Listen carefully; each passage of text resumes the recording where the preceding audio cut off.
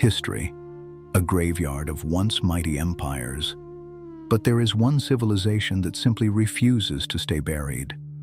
From the scorched earth terror of the Mongol hordes to the fire and iron of Alexander the Great, the world's most ruthless conquerors arrived with a single goal: total erasure. Yet, in defiance of every historical law, these invaders met a strange fate. They didn't destroy Iran. They were slowly, steadily digested by it. This is the story of the indigestible empire, a 7,000-year-old flame that no storm in history has been able to put out. To understand how, you must first close your eyes and imagine a plateau, ringed by ancient mountains, where the wind carries the scent of saffron and wild roses. This is the Iranian Plateau, and for more than 7 millennia, it has been the stage for one of the most astonishing stories in all of human history. Empires have risen here. Empires have fallen here. But every single time, the greatest armies of the ancient world marched across these sands, certain they would finally erase what stood before them. Something happened that defied the laws of nature. The conquerors would begin to change.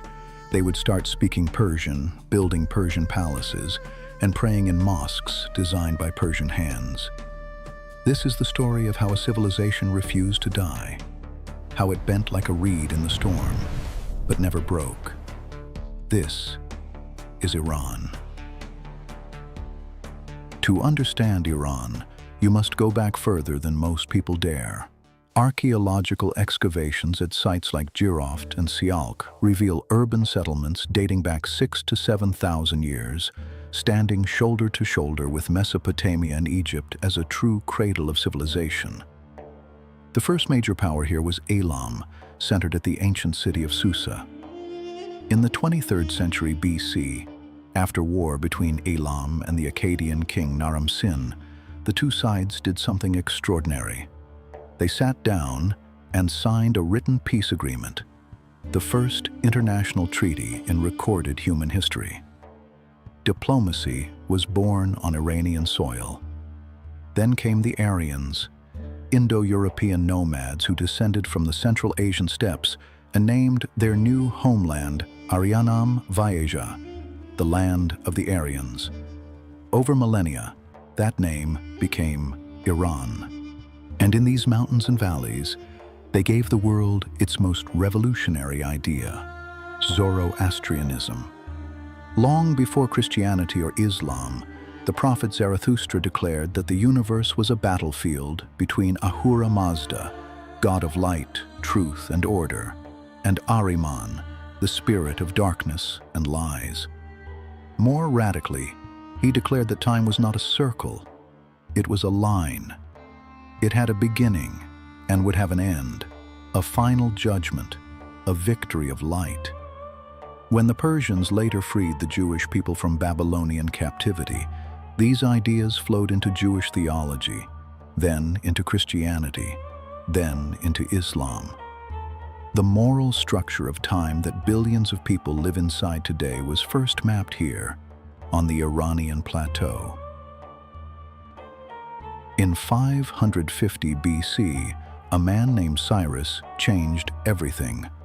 When he conquered Babylon, the most powerful city on earth, he walked into its temples and bowed in respect. He freed the Jewish people held in captivity, gave them gold from the royal treasury, and sent them home to rebuild their temple.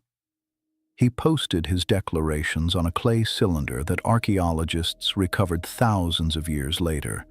Scholars today recognize it as the first written declaration of human rights in history.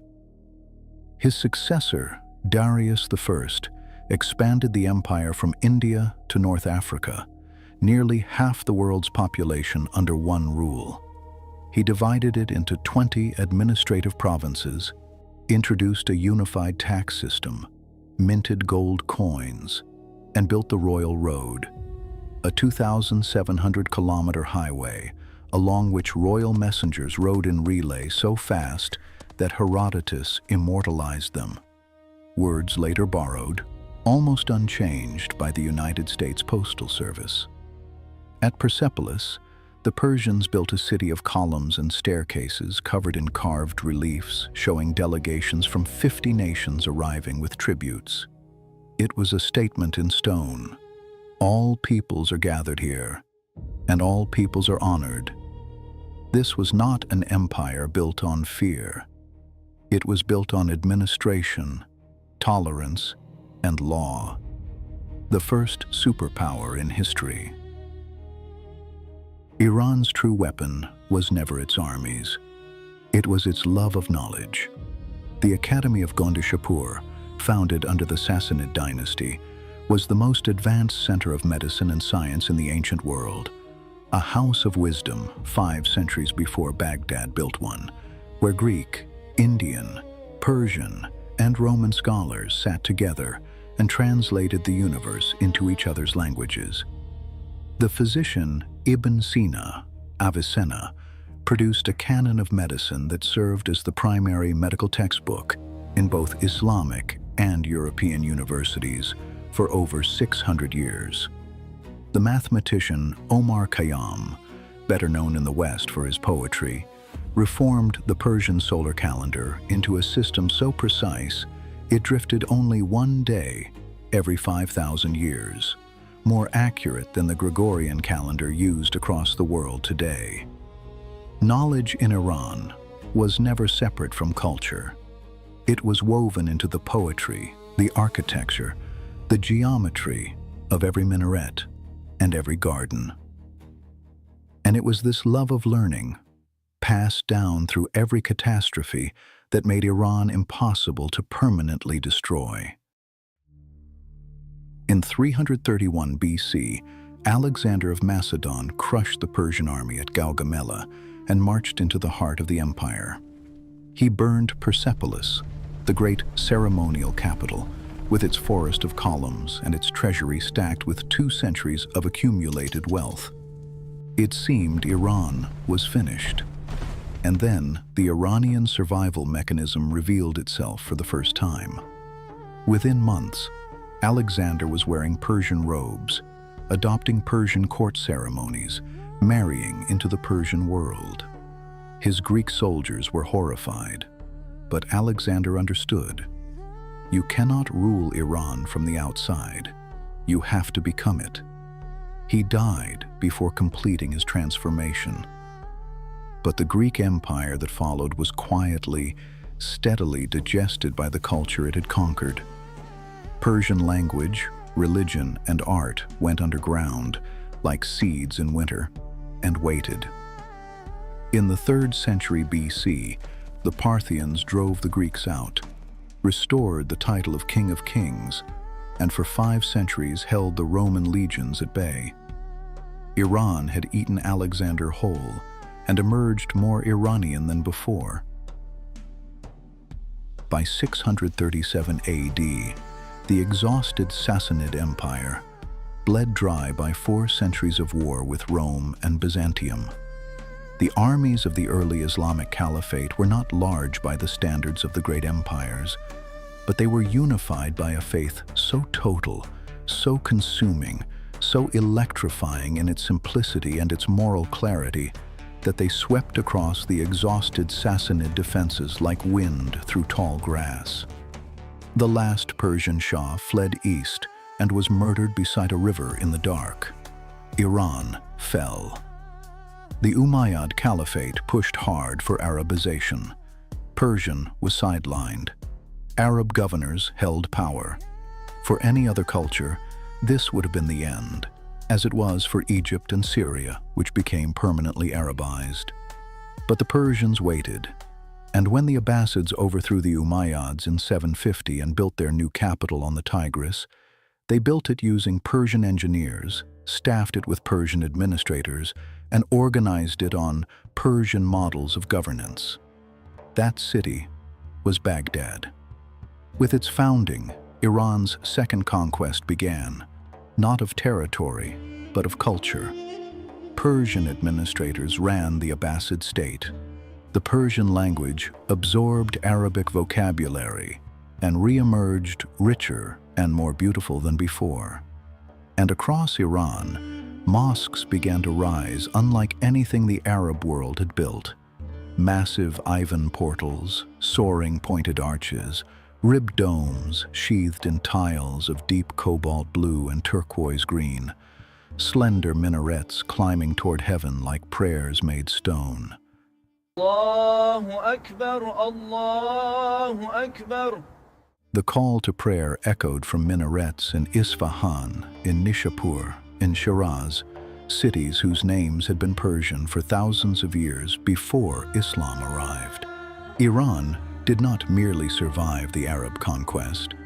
It became one of the great cultural heartlands of the Islamic world, shaping it through language, architecture, scholarship, and poetry, and giving the world blue-tiled mosques and some of the most transcendent verse ever written.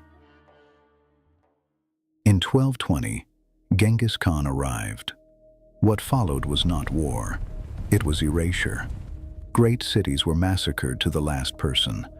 The ancient underground irrigation systems, khanates built over 2,000 years, were deliberately destroyed. Modern estimates suggest Iran lost a third to half its total population. It was an ecological and demographic catastrophe without parallel. And yet, when Hulagu Khan founded the Mongol Ilkhanate over Iran, his grandson Ghazan converted to Islam in 1295. He built mosques. He rebuilt the irrigation systems his grandfather had destroyed. He commissioned Persian language histories of his own dynasty. The blue-domed mosques rose again.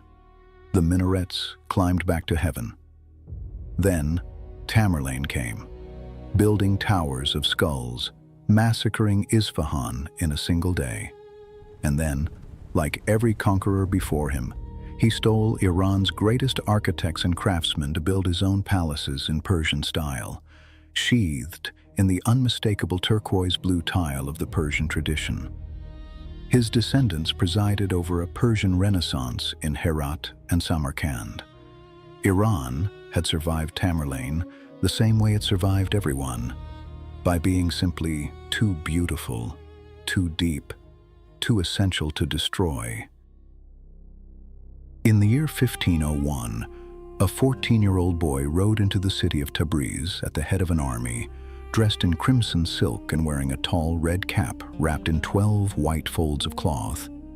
His name was Ismail. He was the master of a Sufi religious order that had been quietly building power in the mountains of Azerbaijan for over a century. And on the day he entered Tabriz, he declared something that would change the map of the Islamic world forever. He declared that Iran was Shia. It was not simply a theological statement. It was a declaration of identity. Shia Islam, the tradition that held that the rightful leadership of the Muslim community belonged to the descendants of the Prophet Muhammad, peace be upon him, through his cousin and son-in-law, Imam Ali, may Allah be pleased with him, had existed since the earliest decades of Islam. But it had always been a minority position in the Islamic world, outnumbered and often persecuted by the Sunni majority. Shah Ismail made it the official state religion of Iran, and he made it compulsory. The Safavid Empire that Ismail founded lasted over 2 centuries, and under it, Iranian Islamic culture reached perhaps its greatest flowering.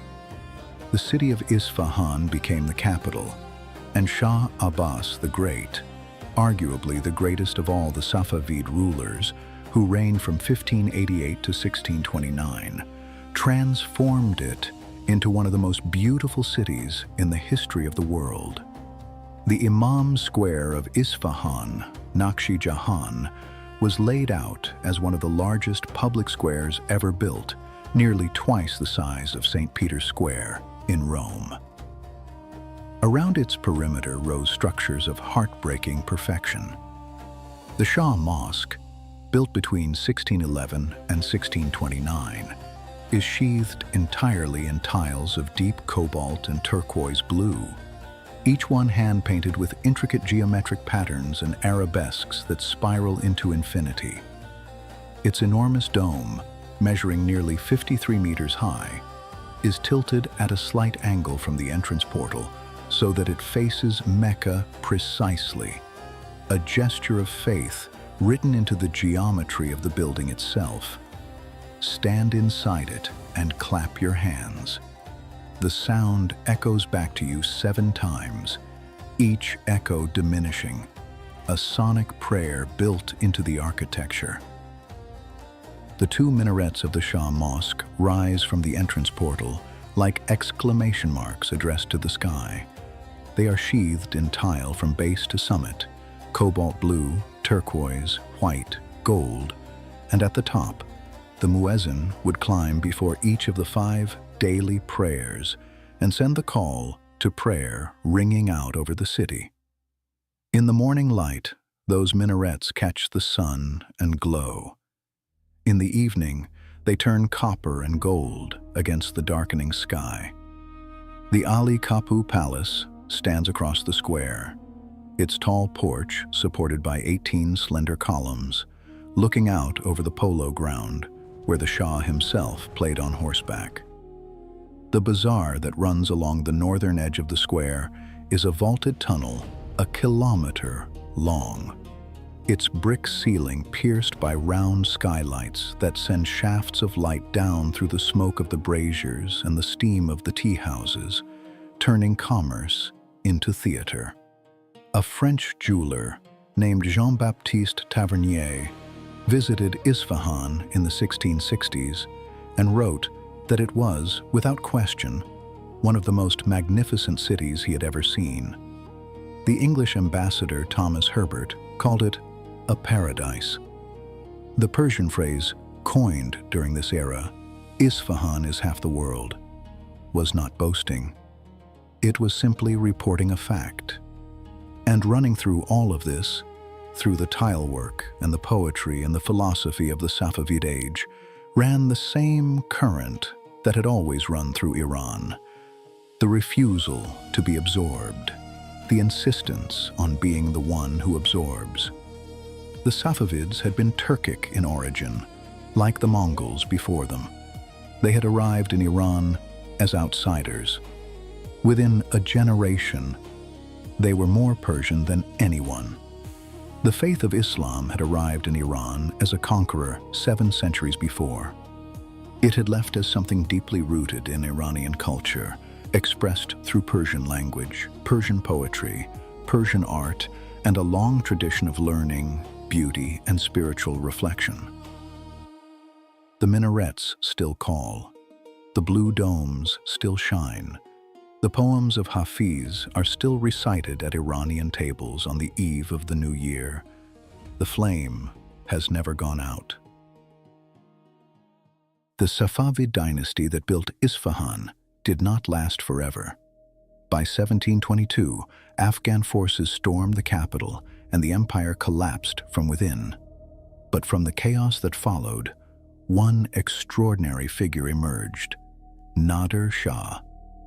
A soldier of genius who rose from nothing, he reunited Iran by sheer force of will, drove out the Afghans, pushed the Ottomans back, and then marched all the way to Delhi, sacking the Mughal capital and returning with the peacock throne and the Koh-i-Noor diamond. For a brief, blazing decade, Iran was again a military superpower. But Nader Shah ruled by the sword and died by it, assassinated by his own officers in 1747. The empire he built dissolved almost as fast as he had assembled it. After decades of instability, the Qajar dynasty took control in 1789 and ruled Iran for over a century. They were not builders in the tradition of the Safavids. Under the Qajars, Iran entered a slow, painful period of decline, losing the Caucasus territories of modern Georgia, Armenia, and Azerbaijan to the Russian Empire in devastating wars, signing humiliating treaties, and watching foreign powers treat Iranian soil as a chessboard. Then came a new kind of threat, one that did not arrive on horseback. By the 19th century, two industrial empires had fixed their eyes on Iran, Russia from the north and Britain from the south. They did not come to burn cities. They came with treaties, loans, and concessions. British companies pumped Iranian oil while Russian troops stood in the north. The country did not lose a battle. It lost itself slowly, in ink. Iran had survived Genghis Khan. Now, it had to survive the quiet violence of colonialism. But Iran would not be Iran if it did not find a way out. In 1925, Reza Shah Pahlavi seized power and charted a hard course toward modernization and independence. And in 1935, he made a move that shook global diplomacy. For centuries, the Western world had called this country Persia, a name heavy with exoticism, with fairy tales, with a place that belonged to the past. Reza Shah sent a directive to every embassy in the world. The country's name is Iran. It has always been Iran. Call it by its true name. It was not a linguistic correction. It was a declaration. We are not your exotic colony. We are a civilization with ancient roots and a future, and you will reckon with us on our own terms. The 20th century would test that declaration severely. A CIA-backed coup in 1953 toppled Iran's democratic government. Decades of foreign interference and political pressure ultimately led to the explosion of 1979. The Islamic Revolution brought down the monarchy and raised a theocratic republic in its place. Relations with the West fractured. Sanctions followed. Then, 8 brutal years of war against Iraq, fought largely alone. And through all of it, the coups, the revolution, the war, the isolation, the poets were still recited. The mosques were still full. The language was still spoken. The blue domes still shone above cities that have been Iranian for 3,000 years. The world has struggled to understand Iran ever since. It sees the geopolitical tensions and mistakes them for the whole story. But the whole story is 7,000 years long. And a civilization that absorbed Alexander, the Mongols, and Tamerlane is not going to be defined by a century of turbulence. Iran is still here, still itself, still indigestible. Alexander ate it and became Persian. The Arab conquest changed Iran, but Iran also left a deep imprint on the Islamic world through its language, culture, scholarship, and traditions of governance. The Mongols burned it to the ground and then sat in the ruins and built mosques. Tamerlane killed its people by the tens of thousands and begged its craftsmen to come build his palaces. Every conqueror, without exception, made the same discovery. You can kill Iranians, but you cannot kill Iran. The civilization that invented international diplomacy, that gave the world the concept of linear time and moral history. That survived Alexander, the Caliphate, Genghis Khan, and Tamerlane. That wrote the most beautiful poetry in the medieval world and built the most magnificent mosques in the history of Islam. This civilization is still here, still speaking the same language it spoke 1,000 years ago, still reciting the same poets, still building minarets that climb toward the same sky. The flame of Iran has never gone out. It was never going to.